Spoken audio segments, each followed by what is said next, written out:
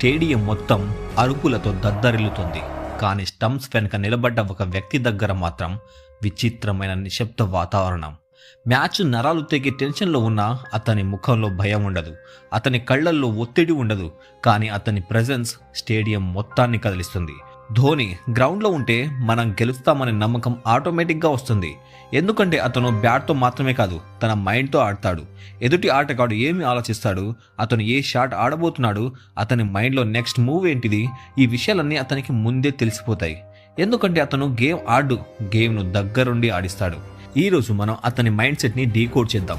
అతను ఎలా ఆలోచిస్తాడు, ప్రెషర్ సిచ్యువేషన్లో కూడా అంత కూల్గా ఎలా ఉంటాడు, అండ్ అంత కూల్గా ఉండడానికి వాళ్ళ నాన్న ఎలా కారణమయ్యాడో ఈ వీడియోలో చూద్దాం. ధోని ఈ పేరు వినగానే మొదట మనకు గుర్తొచ్చేది ఫినిషర్, హెలికాప్టర్ షాట్ అండ్ కూల్గా మ్యాచ్ను కంట్రోల్ చేసే కెప్టెన్. కానీ నిజం ఏంటిదంటే ధోని క్రికెట్ వల్ల ఎంత పేరైతే సంపాదించాడో అంతకంటే ఎక్కువ పేరు అతని మైండ్ సెట్ వల్ల సంపాదించాడు.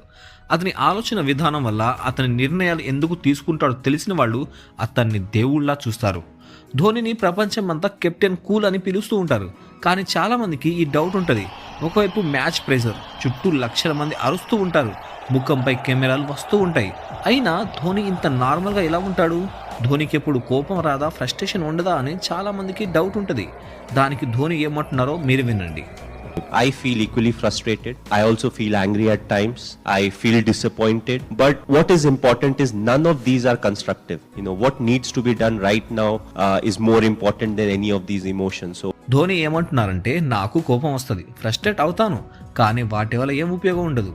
ఇప్పుడు ఏం చేయాలో అది ముఖ్యం. కాబట్టి నేను నా భావోద్వేగాలను కంట్రోల్ చేస్తానంటున్నారు. చూడండి, అతను వేరే గ్రహం నుండి వచ్చిన వాడేం కాదు. అతను కూడా మళ్ళానే సాధారణ మనిషి. కానీ భావోద్వేగాలను హ్యాండిల్ చేసే విధానం అతన్ని అసాధారణ మనిషిని చేసింది. 100 మందిని కంట్రోల్ చేస్తే లీడర్ అంటారు, కానీ తనని తాను కంట్రోల్ చేసుకునేవాడిని లెజెండ్ అంటారు. అయితే తన తండ్రి ఇచ్చిన చిన్న సలహా వల్ల ధోని కెప్టెన్ కూల్ అయ్యాడని మీలో ఎంతమందికి తెలుసు? యాక్చువల్గా దాన్ని విన్న తర్వాత మీకు నవ్వు రావచ్చు, కానీ దాని లోతు అర్థం చేసుకుంటే మీ జీవితానికి అర్థం మారిపోతుంది. मुझे टिप्स दे सकते हैं कि कैसे कूल एंड काम रहने, क्योंकि आप इतने प्रेशर सिचुएशन में भी. ये इसका बहुत ही सिंपल आंसर है. मेरा पापा ऐसा है कि मैच है हमारा, ऐसा है वैसा है. उन्होंने बहुत आराम से जवाब दिया. बोला बेटा अगर साल भर मेहनत करे होगे तो एक दिन से फर्क नहीं पड़ेगा. अगर साल भर मेहनत नहीं किए होगे तो भी एक दिन से फर्क नहीं पड़ेगा. तो దీని సారాంశం ఏంటిదంటే, ఏ విషయంలోనైనా మనం ఫుల్గా ప్రిపేర్ అయి ఉంటే టెన్షన్ తీసుకోవాల్సిన అవసరం లేదు.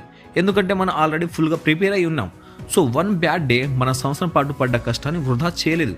పోనీ అసలు ప్రిపేరే కాలేదంటే టెన్షన్ తీసుకుని ఏం లాభం గురు? సో ధోని ఎప్పుడు ప్రతిదానికి సిద్ధంగా ఉంటాడు.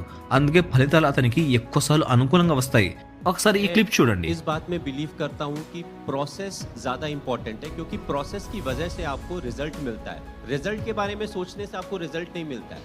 आप जब जो कंट्रोलेबल चीज़ें हैं उसके बारे में ज़्यादा ध्यान देते हो, छोटी चीज़ों में ज़्यादा ध्यान देते हो, तो मोर ऑफन देन नॉट आपको जो रिजल्ट मिलता है वो आपके फेवर में मिलता है. We all commit mistakes. अगर हम गलती नहीं करेंगे तो हम सब भगवान हो जाएंगे. సో ఇక్కడ ధోని ఏమన్నారంటే, నేను ప్రాసెస్ చాలా ముఖ్యమని నమ్ముతాను. ప్రాసెస్ వల్లే మీకు ఫలితాలు వస్తాయి. ఫలితాల గురించి ఆలోచించడం వల్ల ఫలితాలు రావు. మీరు కంట్రోల్ చేయగల చిన్న చిన్న విషయాలపై ఎక్కువగా దృష్టి పెడితే ఎక్కువగా రిజల్ట్ వస్తాయి. తప్పులు చేయకపోతే మనమంతా దేవుళ్ళం అవుతాం. చూడండి, తప్పు చేయకపోతే మనం దేవుళ్ళం అవుతాం అనే స్టేట్మెంట్ పిచ్చెక్కిచ్చింది భయ్య. అండ్ నిజంగా మన లైఫ్లో కంట్రోల్ చేయలేని విషయాలు చాలా ఉంటాయి. కానీ మన కంట్రోల్లో ఉన్న చిన్న చిన్న విషయాలపై దృష్టి పెట్టడం వల్ల రిజల్ట్స్ చాలా త్వరగా వస్తాయి. సో ప్రాసెస్ పై ఫోకస్ చేస్తే అల్టిమేట్గా ఫలితాలు వాటంతట అవే వస్తాయి. ఇక ఒకసారి ఈ క్లిప్ చూడండి. I feel for me most of the time is good time. Either you are learning or you are enjoying what you have learned. So it's not the ups and the downs. You lose some, you win some. When you win, you celebrate. When you lose, you learn.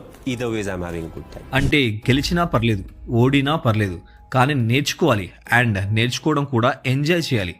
ఇది ధోని యొక్క mind set. Powerful లీడర్స్కి ఫలితాలు వాటంతట అవే వస్తాయి. కానీ ఫలితాలు మీకు అనుకూలంగా లేకపోతే అలా ఎందుకు జరిగింది అని చాలా కొద్ది మంది మాత్రమే వెతుకుతారు. ధోని అలాంటి వ్యక్తుల్లో ఒకరు. అందుకే అతను భవిష్యత్తులో ఏం జరగబోతుందో ముందే ఊహిస్తాడు. నమ్మకం లేదా? ఈ క్లిప్ ను చూడండి.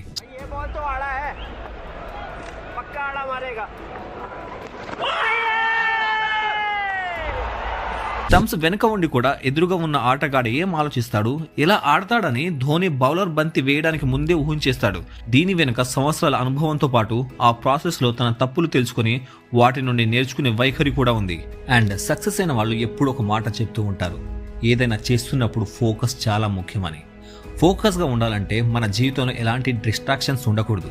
ధోని ఈ విషయాన్ని ఎంత సీరియస్గా తీసుకున్నాడంటే అసలు ఫోన్ లేకుండా బతకలేని ఈ జనరేషన్లో ఈ వ్యక్తి మొబైల్ ఫోన్ను కూడా ఉపయోగించాడు. 40 మిలియన్ ప్లస్ ఇన్స్టాగ్రామ్ ఫాలోవర్స్ ఉన్నప్పటికీ ఒక సింపుల్ స్టోరీ కూడా పోస్ట్ చేయడు. ఎందుకంటే అతను మొబైల్ అండ్ సోషల్ మీడియా అన్నీ అతని డిస్ట్రాక్షన్ చేస్తాయని భావిస్తాడు అండ్ అతని గేమ్ను అతని నుండి దూరం చేస్తాయని అనుకుంటాడు.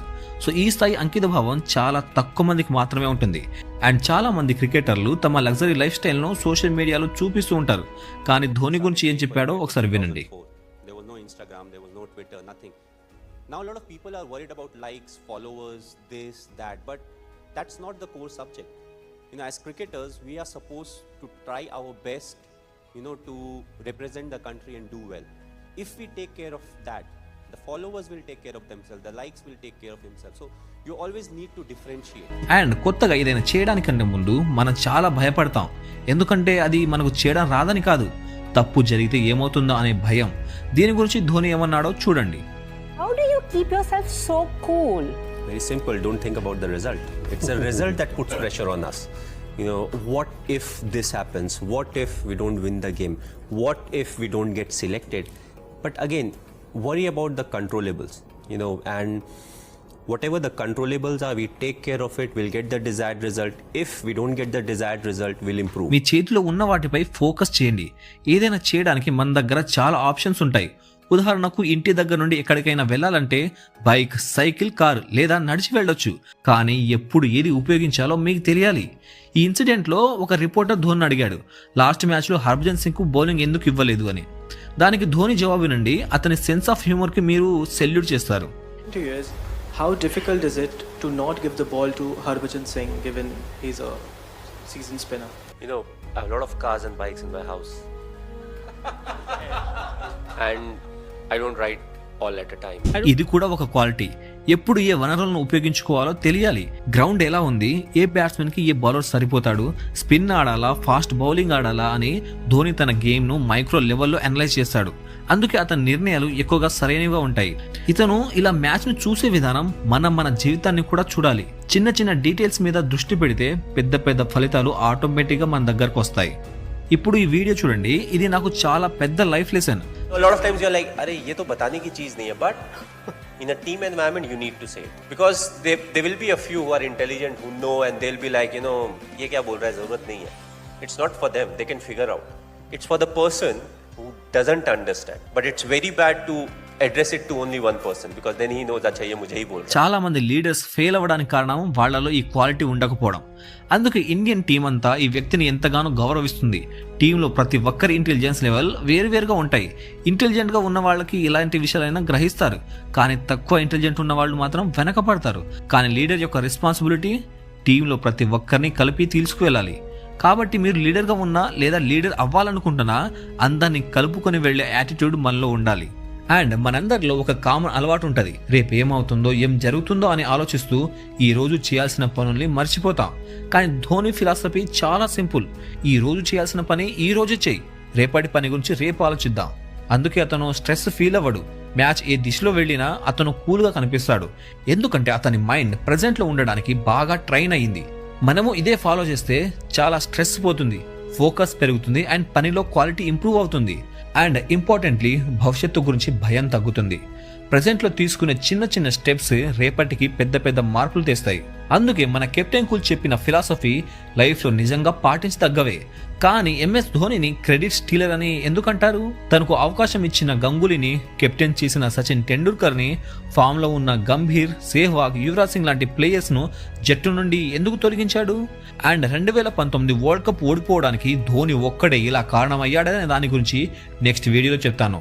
సో ఆ వీడియో మిస్ అవ్వద్దనుకుంటే మన ఛానల్ని సబ్స్క్రైబ్ చేసుకోండి. అండ్ శివుడు విషయం ఎందుకు తాగాడో తెలుసా? ఈ వీడియోపై క్లిక్ చేసి చూడండి. అండ్ వీడియో చూసిన మీ అందరికీ చాలా చాలా థ్యాంక్స్.